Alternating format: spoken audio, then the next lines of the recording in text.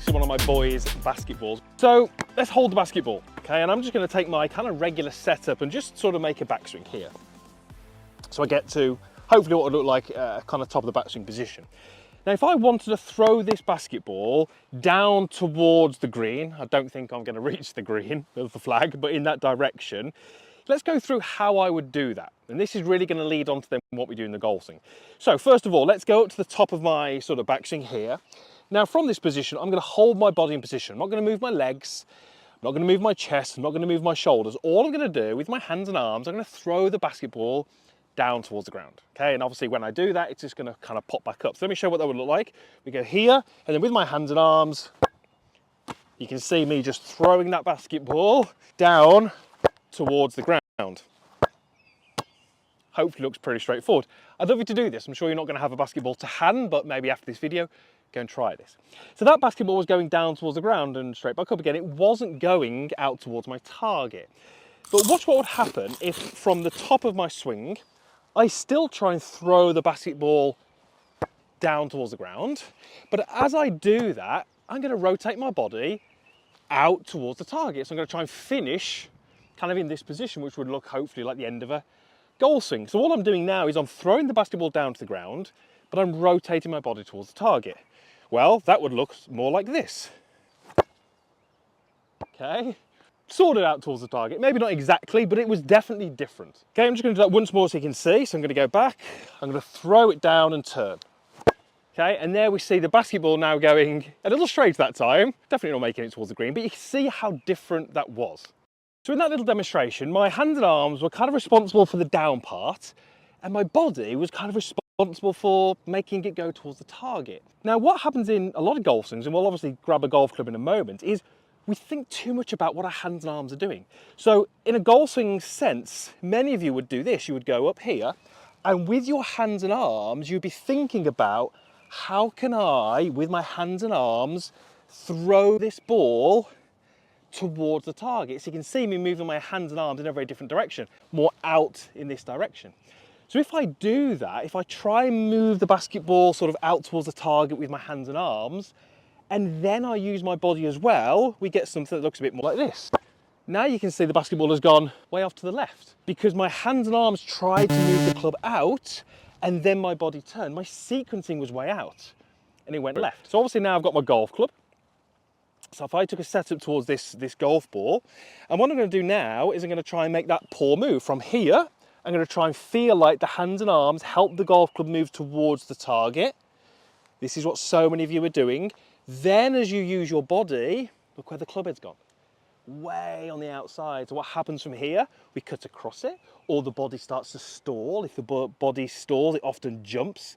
So if you ever have feelings that you can't turn through the ball, or if you feel like you're maybe standing up through the ball, or if you maybe feel like your club is swiping across the ball, it could well be due to this. So let me show you what that would kind of look like. I'd go up, hands and arms would try and move the club out towards the target. Then we turn the body, and then we get shots that are kind of left and low. And on that particular shot, look at that club path.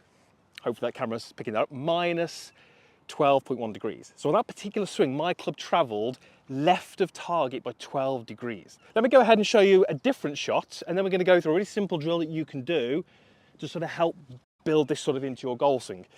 So on this particular swing, what I'm gonna do is I'm gonna go to the top, and what I'm gonna do with my hands and arms, I'm gonna add in just the down. Look at that, just the downward.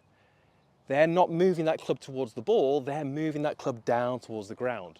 What will move the club towards the ball is when I start to introduce my body turn. So let me go ahead and hit one like that. So I'm gonna do it as a little pump drill. I'm gonna go up, hands go down, hands go down, hands go down, hands go down, hands go down, hands go down, hands go down. Then we introduce the body turn. And although that went a little left, the path should be a lot better. What was my club path? 0, dead straight. So how did I get that dead straight swing, that dead neutral club path? Well, my hands and arms added in the down and my body added the out. So here's a little drill that you can do. So I'd love you to set this up because this is how you're going to practice and get this in your golf swing. It's all about syncing up what the arms are doing and what your body's doing. Good golf swings have really good blend and really good sync of those two. Poor golf swings often don't have the right blend and the right sink. So I've got my target out there. I'm not actually going for the flag, I'm going for the kind of middle of the green. And you can see that I've just put 2 alignment sticks which are sort of parallel to that target line. And as I set up to this golf ball, you can see that my toes are sort of right into the middle of that alignment stick. Now, as I go to the top, I just want to show you kind of these movements. If I go to the top and I just add in the downward of my hands and arms, you can see that I miss that channel. That was because I didn't have any body turn.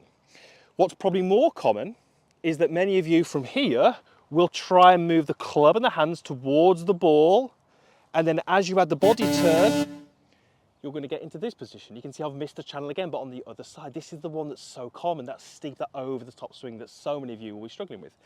So the goal here is to try and use the arms to send the club downwards, use the body to align it perfectly into the slot or the zone that we've got here, and that's your perfect delivery position. And do you know what? That feels really easy.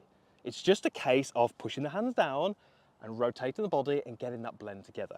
So all you would do really is you take a setup here and you just figure out for you how that feels. Your instinctive might be things like this: hands out, body turns, club misses. Your goal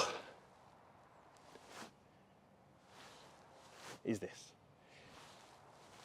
Now, where do my hands and club look like they're going? They're not going straight down, they're going on an angle towards the golf ball. But that angle is because of my body turn. It's not because from here I'm trying to push my hands out. I'm not trying to push the club out. I'm trying to push my hands down, but as I push my hands down, my body turn causes them to move on an angle.